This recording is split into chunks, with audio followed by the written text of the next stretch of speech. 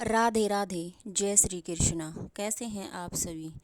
कथा सुनने इतना सारा सहयोग व प्यार देने के लिए सभी भक्तों का दिल से धन्यवाद। आज हम पढ़ेंगे वैशाख महात्म्य अध्याय 19वां। ध्यानपूर्वक सुनिए।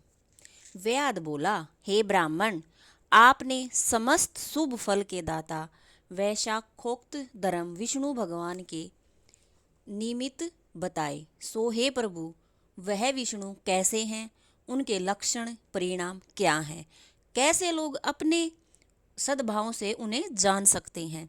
वैशाख धर्म क्या है जिनसे भगवान विष्णु बहुत प्रसन्न होते हैं, यह सब मुझे बताइए, मैं आपका सेवक हूँ। व्याध के इस प्रश्न से शंख मुनि बहुत खुश हुए और नमस्कार करके बोले, हे व्याध सुन, मैं विष्णु के कलमश रहित रूप का वर्णन करता हूँ। यह रूप ब्रह्मादि से लेकर किसी मुनि के ध्यान में नहीं आता है। विष्णु भगवान पूर्ण शक्ति युक्त निर्गुण अनंत सच्चिदानंद स्वरूप हैं। संपूर्ण चराचर विश्व उन्हीं के वश में है। अब मैं तुझे उसी परमात्मा साक्षात ब्रह्मा के लक्षण बताता हूँ, जिससे उत्पत्ति, स्थिति, संहार, आवर्ती, नियम, प्रकाश, बंधन, मोक्ष और वृत्ति होती है। इस परमात्मा के जन्म आदि तो केवल शास्त्र से जानने योग्य हैं। वेद, स्मृति, पुराण, इतिहास, पंचरात्रि और महाभारत ये विष्णु भगवान के आत्म रूप हैं। इन्हीं के द्वारा विष्णु भगवान जाने जाते हैं, अन्य किसी प्रकार से नहीं जाने जाते। इनके जन्म, कर्म और गुण को जानकर सभी प्राणी मोक्ष को पाते हैं। कर्म से विष्णु भगवान का महात्म्य सातिशय होता है। इसी प्रकार देव, ऋषि, पिता और माता प्रत्येक में शक्ति रूप से विद्यमान रहते हैं। प्रत्यक्ष आगम या अनुमान से, बल और ज्ञान से सुख में प्रथम मनुष्य को उत्तम जानो, फिर ज्ञानादि द्वारा आवर्त राजा को 100 गुना अधिक जानो, इससे तत्वाभिमानी देवताओं को 7 गुना अधिक जानो। देवताओं से सप्तऋषि बड़े हैं, सप्तऋषियों से अग्निदेव बड़े हैं, अग्निदेव से सूर्यदेव बड़े हैं और सूर्यदेव से बृहस्पति देव बड़े हैं, बृहस्पति देव से वायुदेव बड़े हैं, वायुदेव से इंद्र, इंद्र से पार्वती माँ बड़ी है, माँ पार्वती से जगत गुरु महादेव बड़े हैं और महादेव से बुद्धि देवी और बुद्धि से भी प्राण बलिष्ठ हैं। प्राण से अधिक कुछ नहीं और यह संपूर्ण जगत प्राणात्मक है। प्राण ही से सब जगह विशिष्ट है।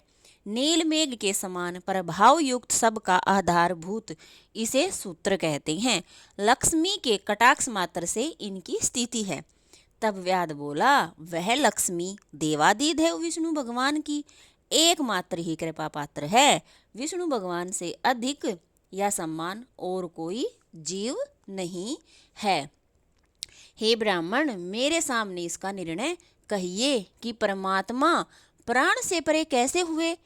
शंख मुनि बोले, हे व्याध, जो निर्णय तू पूछता है वह सुन। मैं संपूर्ण जीवों द्वारा प्राणाधिक्य के उद्देश्य से कहता हूँ। प्राचीन काल में नारायण भगवान ने कमल योनि में ब्रह्मादिक देवतादिक रचकर कहा, मैं ब्रह्मा को तुम्हारा राजा बनाऊंगा और जो कोई तुम में सर्वश्रेष्ठ हो उसे तुम युवराज बनाओ, परंतु वह शील, शौर्य और औदार्दी गुणों से युक्त हो। भगवान के ऐसा कहने पर सब देवता इंद्र के पास गए। इंद्र के पास जाकर सब में विवाद हो गया और कहने लगे कि कौन बड़ा है। कोई सूर्य को सर्वश्रेष्ठ कहता, कोई इंद्र को और कोई देवता चुपचाप खड़ा ही रहा। जब वह किसी प्रकार निर्णय नहीं कर पाए तब वह भगवान नारायण के पास गए और उनको नमस्कार कर हाथ जोड़कर बोले, हे महाराज, हमने आपस में बहुत विचार कर लिया लेकिन हमें कोई भी श्रेष्ठ दिखाई नहीं दिया।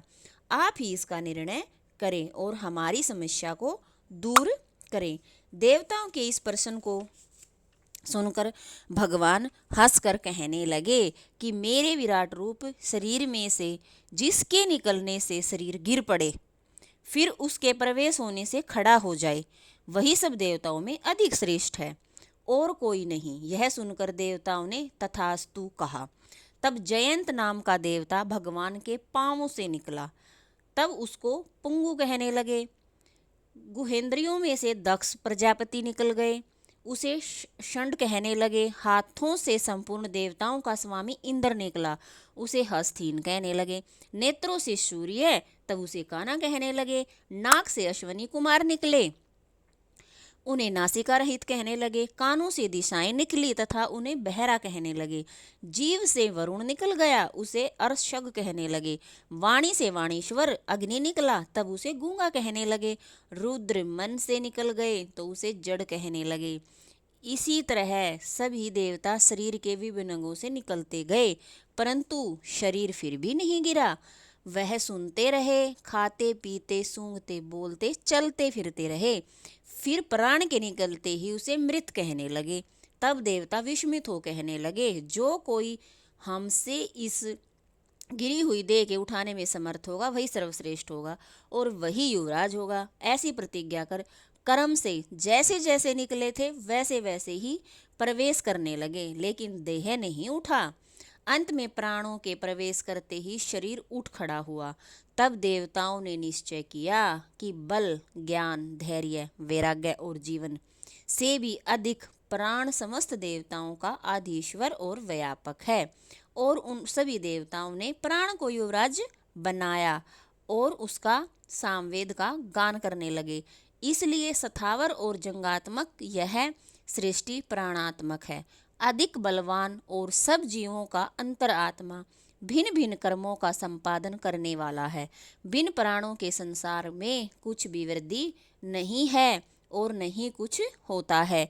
यही प्राण देवात्मक और सरवदेव में व्यापक तथा वासुदेव भगवान का अनुवर्ती और वशीभूत है।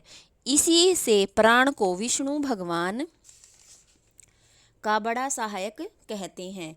विष्णु भगवान का ऐसा महात्म्य और लक्षण जानकर जीव पूर्व जन्म मानुबद्ध शरीर त्याग कर नारायण के समीप परम धर्म को जाता है। शंख मुनि के ऐसे वाक्य सुन व्याध प्रसन्न हो गया और कहने लगा, हे सर्वेश्वर, प्राण की महिमा जो कहीं भी विदित नहीं है न सुनी गई है, आप मुझे कहिए।